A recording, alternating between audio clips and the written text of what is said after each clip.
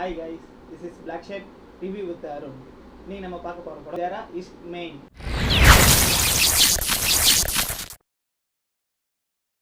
இந்த படத்துல தனுஷ், நிதிஷ் மேனன், பிரகாஷ் ராஜ் நடிச்சிருக்காங்க. இந்த படத்தை ஆனந்த் எல் ராய் இயக்கியிருக்காரு.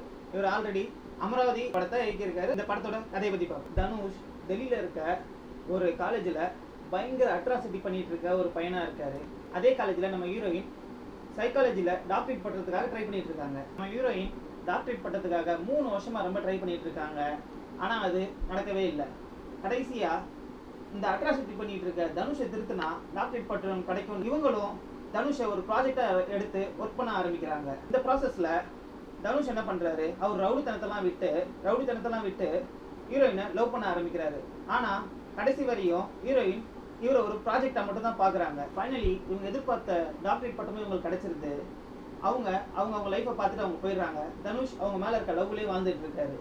இதுக்கு மேலே என்ன நடந்தது, அதான் இந்த படத்தோட கதை. இந்த நார்மலான கதையை மெருகேற்றத்துக்காக நம்ம ஹீரோ ஏர்ஃபோர்ஸில் ஒர்க் பண்ணுற மாதிரி காட்டியிருக்காங்க. படம் போர் அடிச்சிடக்கூடாதுன்னு சொல்லி இதை பண்ணியிருக்காங்க. ஆனால் இருந்தாலும் இந்த படம் நடுவில் போர் அடிக்க தான் செய்யும். என்னதான் இந்த ஏர்ஃபோர்ஸ் சீன்லாம் ரொம்ப நல்லா பண்ணியிருந்தாலும் அதுக்கும் படத்துக்கும் ஒரு கனெக்டே ஆகலை. ஓப்பனிங்கில் ஒரு ஏர்ஃபோர்ஸ்லேருந்து ஆரம்பிக்கிற படம் நான் கூட என்னமோ நம்ம ஹீரோ ஏர்ஃபோர்ஸ் போயிட்டாரு, அங்கேருந்து லவ் ஸ்டார்ட் ஆகும், அங்கே நடக்கிற ஒரு கதைன்னு எதிர்பார்த்தேன். அப்படியே அதை கட் பண்ணி நார்மலாக காலேஜ் லைஃப்க்கு போயிடுறாங்க. இது ஃப்ளாஷ்பேக் அண்ட் ரியல் லைஃப் மாறி வந்துட்டு இருக்கு. இதுவே ஒரு பெரிய கன்ஃபியூஷனாக இருக்குது. திடீர்னு பார்த்தா +2 அந்த படம் உங்களுக்குலாம் ஞாபகம் இருக்குன்னு நினைக்கிறேன். அந்த படத்தோட கதை மாதிரி ஒரு அரை மணி நேரம் ஓடிட்டு இருக்கு. இதுக்கு நடுவில் இடையில சாங் வேறு.